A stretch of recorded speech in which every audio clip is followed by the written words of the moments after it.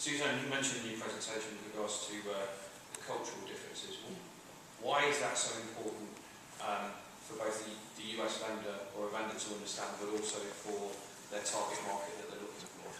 So I've been stopped 3 times this morning because people keep commenting on my accent, saying how I sound like I'm off episodes or something from the BBC. And seriously, from that side, language plays a massive part. When I used to work in Australia, the Aussies would always say when they listened to me, oh no, not another person who's not from our own country. Which, when recession is biting, it's not great to see that worldwide companies are outsourcing from their own countries and bringing them in. It's not great for that. In terms of the culture, I think understanding what to say, what not to say, how to work with people. I've done a bit of work with Autotask, and the sales team are sitting in one office, but they are representing different geographical areas. And when one focuses on the Nordics, who are somewhat more conservative than buying to another country, for example, the sales cycles and the forecasting on a monthly basis, the rates are so different, but as a business you treat all salespeople as a whole, which is very difficult for a salesperson to say, it's not ready. They'll end up sandbagging to cope with the lack of understanding of how cultures affect sales cycles. John, you've got a lot of experience of working within the European market. How do the cultures differ from country to country? Vastly. You've got, as Susanne mentioned, language is a major issue.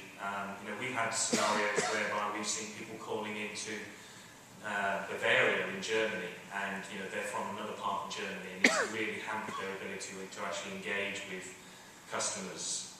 So you can't underestimate the significance of accent, of use of language. But it's not just the kind of verbal communication; it's also written communication.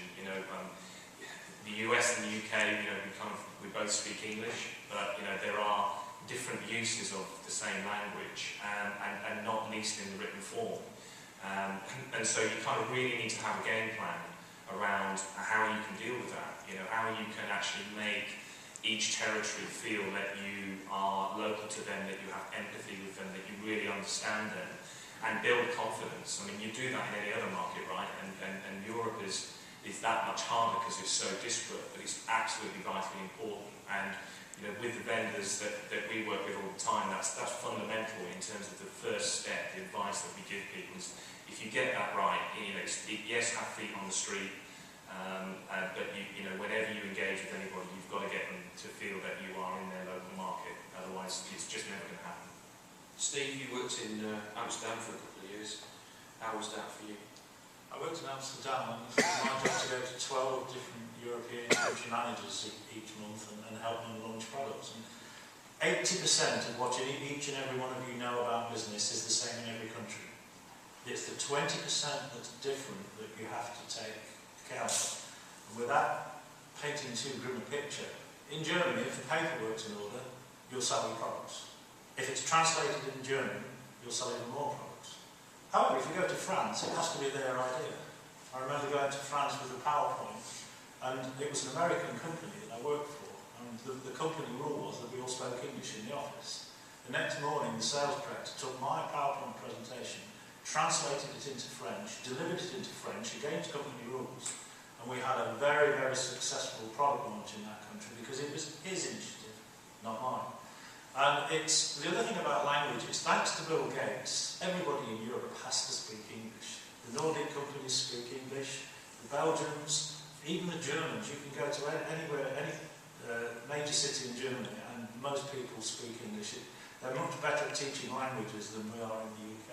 So don't let the language thing put you off, but I would pay a lot of attention to the different cultures in the different countries. Thank you. Alan, you're looking at potentially launching new products into new markets. What sort of research are you doing to kind of do due diligence?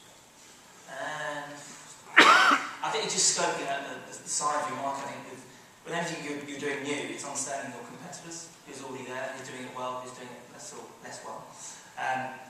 From a reseller perspective, if you're coming to the UK, how many resellers selling your technology? Is your technology disruptive? Is it different? Is it a lot different, a lot better than incumbent technologies?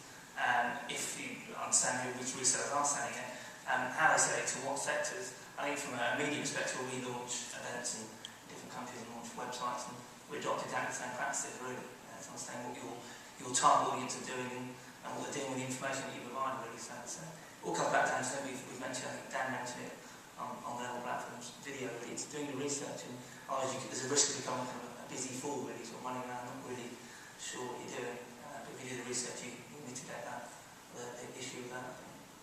Lee, from a reseller's perspective, what does a vendor do well and what does a vendor not do well in trying to break into the UK market? I think it's understanding and setting expectations, which Susanne hinted at. I think there's different sales cycles. I think Steve's right, it's not so much about the UK, it's Europe in general actually. I think you can be successful in English.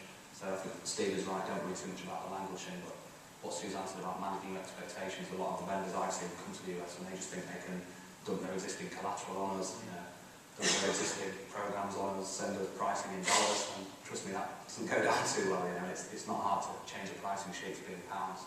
Just be prepared for the market and do some research and set those expectations so that you actually do understand that it's a bit of a long game. You're not going to be able to just drop in what you already do in the States and have instant overnight success.